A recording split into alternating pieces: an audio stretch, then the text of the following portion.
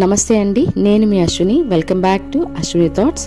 ఈరోజు మనము కార్తీక మాసం చివరి రోజుకి వచ్చాం కదండి. మరి ఈ పోలు పాడ్యమి రోజు మనము చెప్పుకునే పోలీస్ వర్గం కథని ఇప్పుడు విందాము. ముందుగా పోలు పాడ్యమి కార్తీక అమావాస్య మరునాడు వచ్చే రోజుని పోలు పాడ్యమి అంటారు. అది ఏ సమయం నుండి ఏ సమయం వరకు పోలు పాడ్యమి ఉంటుంది అంటే పాడ్యమి తిథి అయితే ఆ రోజంతా ఉంది, కానీ మనము ఏ సమయంలో మొదలైంది, ఏ సమయం వరకు మాత్రమే ఒత్తులనే వదులుకోవాలి, ఇలాంటివి ఆల్రెడీ వీడియో చేశానండి. వీడియో అండ్ కార్డ్స్లో పెడతాను, ఎవరికైనా అవసరం అనుకుంటే తప్పకుండా చూడండి. మరి ఇప్పుడు పోలీస్ వర్గం కథని విందాం.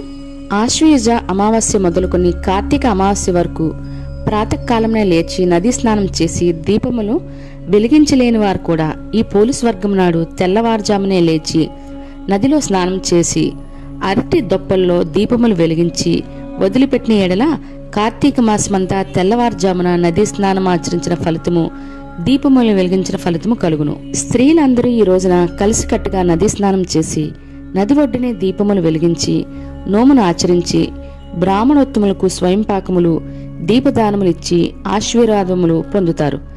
కార్తీక మాసం దీపాలను వెలిగిస్తే బొందుతో స్వర్గానికి చేరుకుంటామా లేదా అన్నది తరువాత మాట. ఆచరించాలి, పాటించాలి, మనసు ఉన్నప్పుడు మార్గం దానంతట అదే కనిపిస్తుందని చెప్పడం ఈ కథలో ఆంతర్యం. పోలమ్మ భక్తికి మెచ్చిన పరమశివుడు ఆమెను పుష్పక విమానంపై స్వర్గమును తీసుకువెళ్లిన వృత్తాంతమే పోలీస్ వర్గం నోము కథ. ఇప్పుడు పోలీస్ వర్గం కథ. ఓ మారుమూల గ్రామానికి చెందిన రజక స్త్రీకి 5 కోడళ్ళు ఉండేవారు. ఆ 5 కోడల్లో చివరిది చిన్నది అయిన కోడలే పోలమ్మ. చిన్నప్పటి నుండి కూడా పోలమ్మకు దైవభక్తి ఎక్కువ. పువ్వులు కోయడం, పూజలు చేయడంతోనే ఆమెకి కాలం గడిచిపోయేది.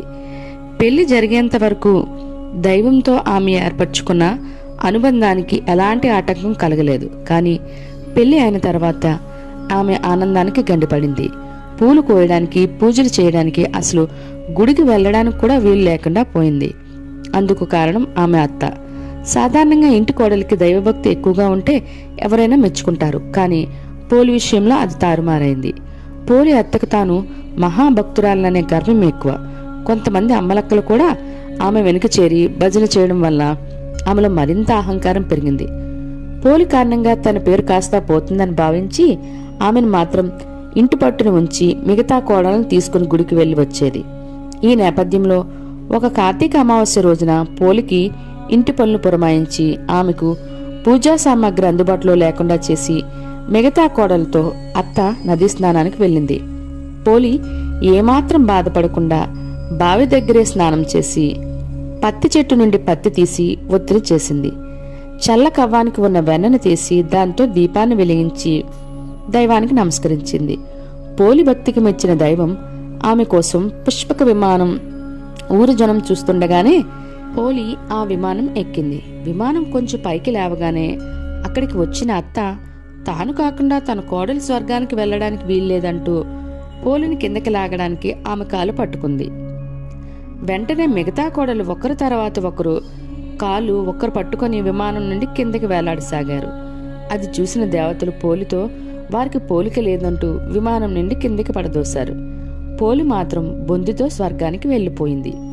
అప్పటి నుండి ప్రతి ఏడాది ఆశ్వయుజ అమావాస్య మొదలు కార్తీక అమావాస్య వరకు ప్రతి నిత్యం బ్రాహ్మీ ముహూర్తంలో నిద్రలేచి నదీ స్నానం చేసి దీపం వెలిగించి పోలికది చెప్పుకొని అక్షంతల తలపై వేసుకోవడం ఆనవాయితీ.